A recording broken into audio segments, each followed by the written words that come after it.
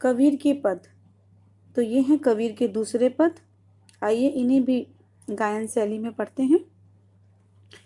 संतो देखत जग बौराना, साच कहो तो मारन धावे झूठे जगपतियाना।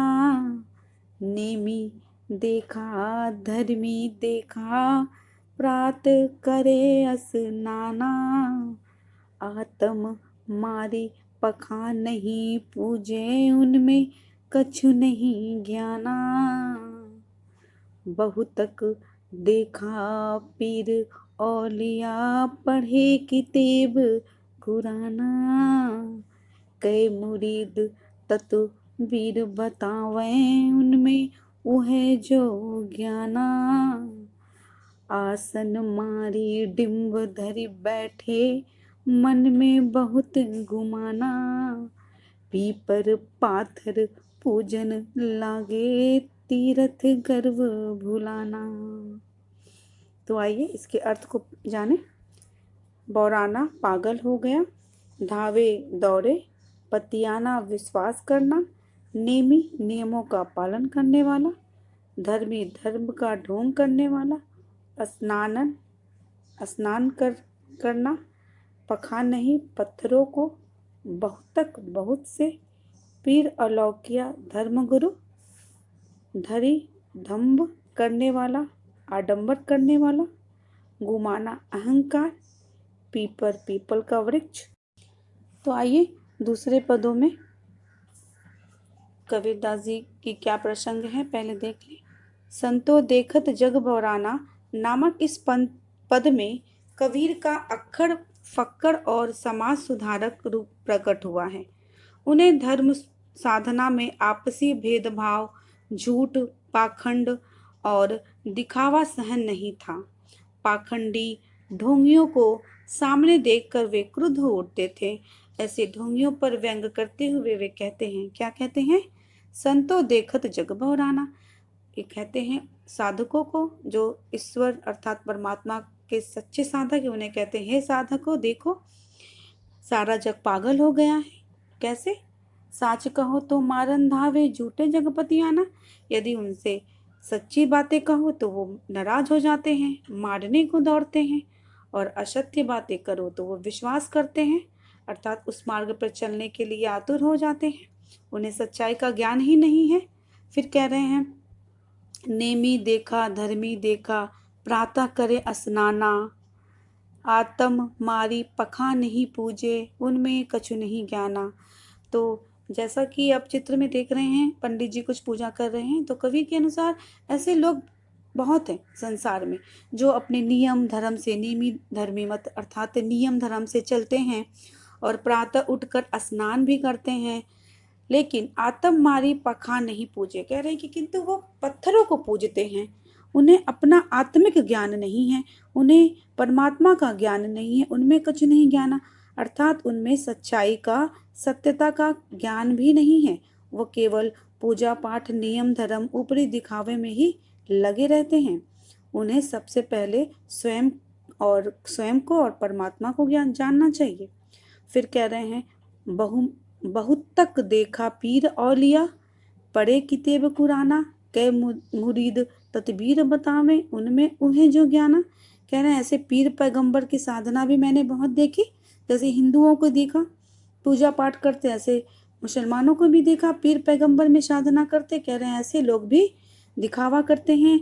पढ़े किताब कुराना, ऐसे लोग जो किताब पढ़ रहे हैं, अपने कुरान को पढ़ रहे हैं और शिष्य बना रहे हैं, शिष्यों को भी यही मार्ग दिखा रहे हैं। उनके अनुसार क्या है यह? उनमें उहे जो ज्ञान, उनमें जो ज्ञान है वही बता रहे हैं। फिर क्या कह रहे हैं? आसन मारे डिम्ब धरी बैठे, मन में बहुत गुमाना। फिर यहाँ पे देखिए, जैसे ये आसन मार कर बैठे हुए हैं पंडित जी और साधना कर रहे हैं, इन्हें लग रहा है, कह रहे हैं कवि के अनुसार, ये सिर्फ दिखावा है। जो समाधि लगाकर बैठते हैं और गर्व करते हैं कि उनसे अच्छा दूसरा कोई साधक नहीं है, तो उनके अनुसार ये दिखावा है। फिर कह रहे हैं, पीपर पत्थर पूजन लागे, तीर्थ गर्व भुलाना। फिर कह रहे हैं सारे लोग तीर्थ धाम घूम रहे हैं, यहाँ वहाँ जा रहे हैं ईश्वर की तलाश में, किंतु वास्तव में वो स्वयं को भी भूल रहे हैं और ईश्वर को भी भूल रहे हैं। उन्हें ऐसा नहीं करना चाहिए। आइए अब हम संतो देखा जग बौराना का विशेष देख लें क्या है। इसका पहला विशेष है, कबीर का अक्खड़ फक्कड़ और निर्भीक स्वभाव दृष्टिगोचर होता है। वे सारे जग को पागल बताकर उन्हें झकझोरना चाहते हैं। दूसरा है, इसमें धार्मिक आडंबरों पर गिन गिन कर चोट की गई है, जैसे मूर्ति पूजा, पीपल पूजा, छापा तिलक लगाना, कुरान पढ़ना, शिष्य बनाना, तीर्थ स्थान पे जाना, माला फेरना इत्यादि को वो आडंबरों पर प्रहार किए हैं। अतः उनके अनुसार यह सब छल। आइए तो दूसरे पद की कुछ अंतिम पंक्तियों को भी गायन शैली में पढ़ें। तो टोपी पहिरे माला पहिरे छाप तिलक अनुमाना, साखी सब दही गावन भूले आत्म खबरी न जाना। हिंदू कहे मोहि राम प्यारा, तुर्क कहे रही माना, आपस में दो लड़ी लड़ी मुए मर्म न काहो जाना। घर घर मंत्र देत फिरत हैं महिमा के अभिमाना, गुरु के सहित सिख सब बूढ़े अंत काल पछिताना। कहे कबीर सुनो हो संतो ये सब मर्म भुलाना, केतिक कहो कहाँ नहीं माने सहजे सहज समाना। तो आइए इसके अर्थ को जाने।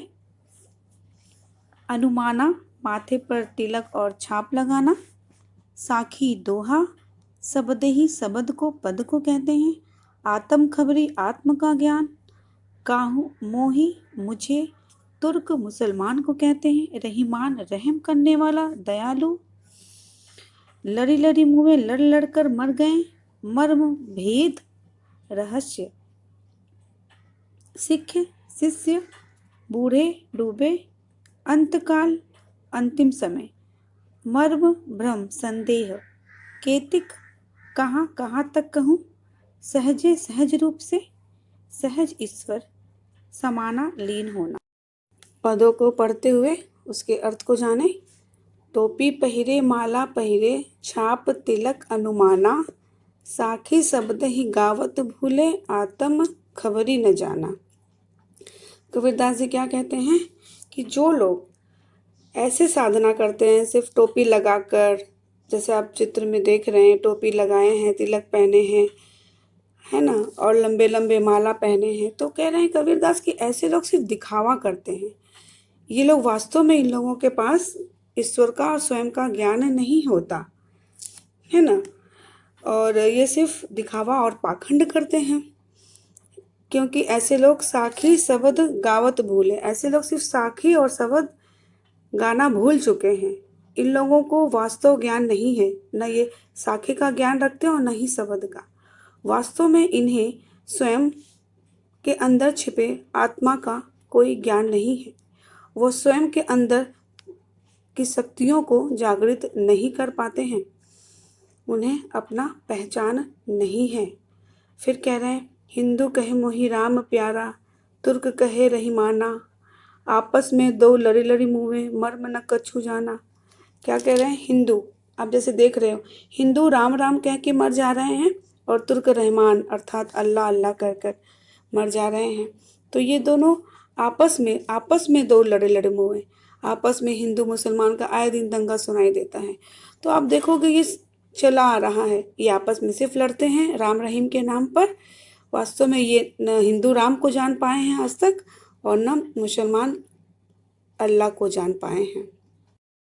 क्या कहते हैं आगे कबीरदास जी कि घर घर मंत्र देत फिरत हैं महिमा के अभिमाना, गुरु के सहित सिख सब बूढ़े अंतकाल पछताना।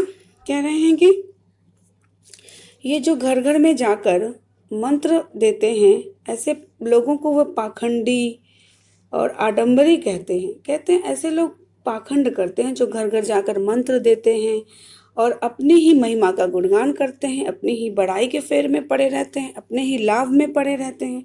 कह रहे ऐसे लोगों को वो अज्ञानी और मूर्ख बता रहे हैं कबीरदास जी।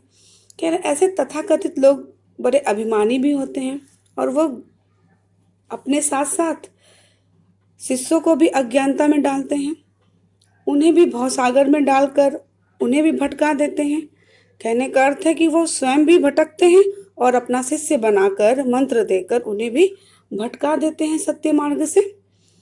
उन्हें वास्तव में अंत में पछताना पड़ता है। क्यों? क्योंकि उन्हें ब्रह्म का कोई ज्ञान नहीं होता। ऐसे लोग अंत में केवल पछताते ही हैं। फिर कहते हैं कि कहे कबीर सुनो हो संतो, ई सब मर्म भुलाना, केते ही कहो कहाँ नहीं माने, सहजे सहज समाना। कह रहे हैं कि हे संतो सुनो, ये सब पाखंडी भ्रम में भूले हुए हैं। इन्हें वास्तव में ईश्वर का कोई ज्ञान नहीं है और मैं इन्हें कितना कहूँ, कितना समझाया मैं इन्हें, किंतु ये मानते नहीं, अपने जिद पे अड़े हैं, अपने पाखंड में भूले हुए हैं। सच तो ये है कि ईश्वर सहज साधना से प्राप्त हो जाता है, किंतु इन्हें यह समझ में नहीं आता। तो इस प्रकार कबीर के दूसरे पदों का अर्थ पूरा हुआ। तो आइए इनके विशेष को जान लें। कबीर ने हिंदू और मुसलमान दोनों की खबर ली है, इसलिए दोनों ही जातियां उन्हें अपना महापुरुष मानती हैं। फिर यद्यपि कबीर गुरु को परमात्मा से भी ऊंचा मानते हैं, किंतु वे ढोंगी गुरु पर चोट करना नहीं भूलते। की भाषा अत्यंत प्रचंड, बेलान, बेलौस तथा स्पष्ट है। इसमें व्यंग्य की पैनी धार है, जैसे लरी लरी, और घर घर में पुनरुक्ति प्रकाश अलंकार है। अनुप्रास की छटा देखिए, पीपर पाथर पूजन, साखी सबदही, घर घर मंत्र देत फिरत, सहित सिख सब कहे कबीर, केतहि कहो कहाँ नहीं माने, सहजे सहज समाना। इन सब में अनुप्रास अलंकार विद्यमान है। तो इस प्रकार हमारा कबीर का दूसरा पद अर्थ और विशेष के साथ संपूर्ण होता है। मुझे आशा है कि आप लोगों को कबीर का यह पाठ अच्छे से समझ में आया होगा। इन्हें अभ्यास कीजिएगा। धन्यवाद।